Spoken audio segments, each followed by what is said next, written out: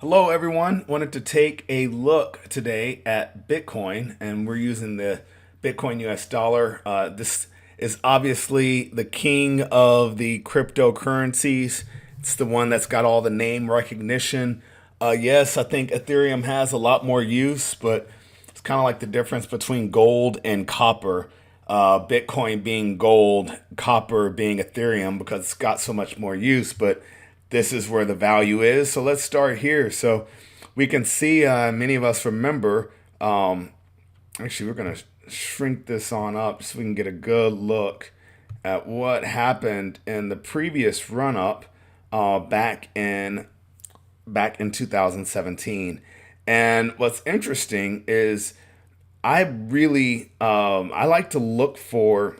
I expect recent highs or past highs to be surpassed, and we did that over here. If you look, roughly the same level, this 19,000 level, we blew through it back in early December, mid-December, really blew through it. So Bitcoin has done a few things since then.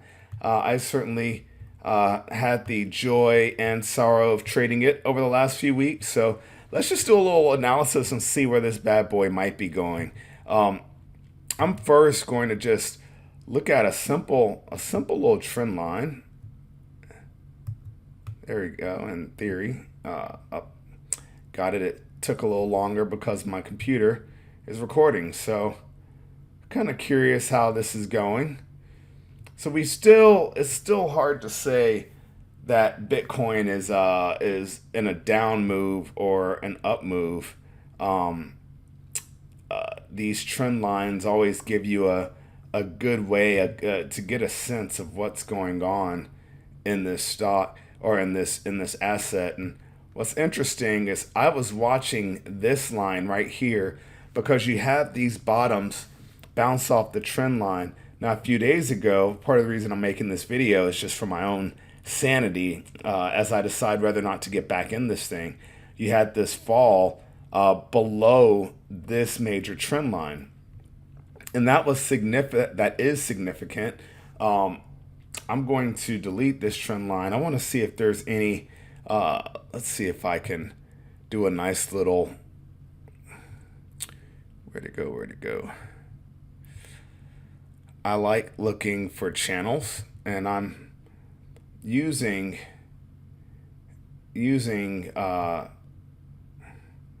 what do you call it? Using TradingView to get this done. So that roughly would have been the channel that we've gone through, and Bitcoin obviously is not there. Um, it does appear to be in this one here, and it takes a lot for me to even consider shorting Bitcoin, but look at where it could go, right? We could be headed back into the 20,000 level. But so far, we are in a sort of a middle ground of just a holding pattern. Is this channel the right one, or is it going to be? Let me see if I can look at a nice little triangle for you guys on here. Not sure if that's gonna if it's gonna let me. So let's do this. We're gonna get rid of this channel. I'm also a big fan of so two things. I like to use moving averages. We'll dive into those in a minute. I also like looking at Fibonacci retracements, and we're going to do that one right now because sometimes these retracements really do provide a good amount of information. So all I have to do is let me drag that across actually so we can see. And that's, if you look, what we have here is from the bottom where it was sort of trading in the 10,000 range all the way up to this very tip where it got to 41,000, 42,000 in early January. We've already come through the 23.6 level. Look at this. We went through briefly and bounced off of the 38.3 retracement level. The 50% retracement is at $26,000 for Bitcoin.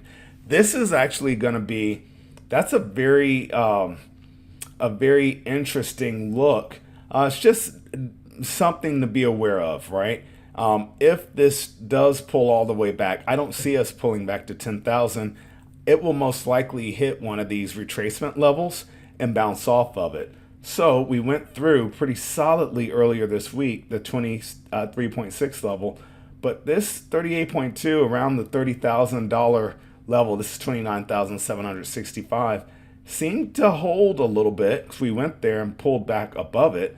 What you'll find when you trade cryptocurrencies is that there's so much algorithmic trading going on, so many people using technical analysis in lieu of having true hardcore fundamentals, that these cryptocurrencies really can move very well off of these levels. So this is worth keeping an eye on.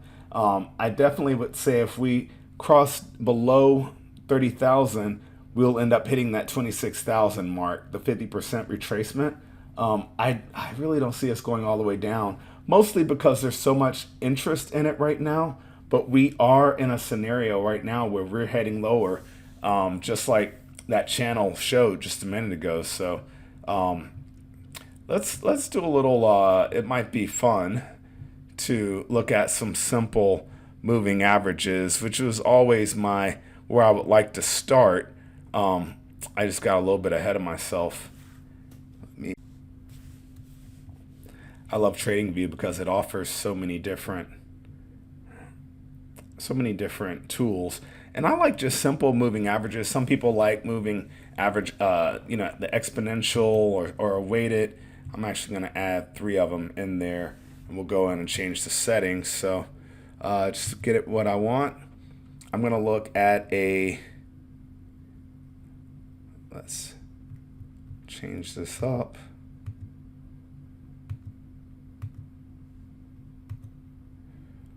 We're going to look at a 10-day. We're going to look at a 20.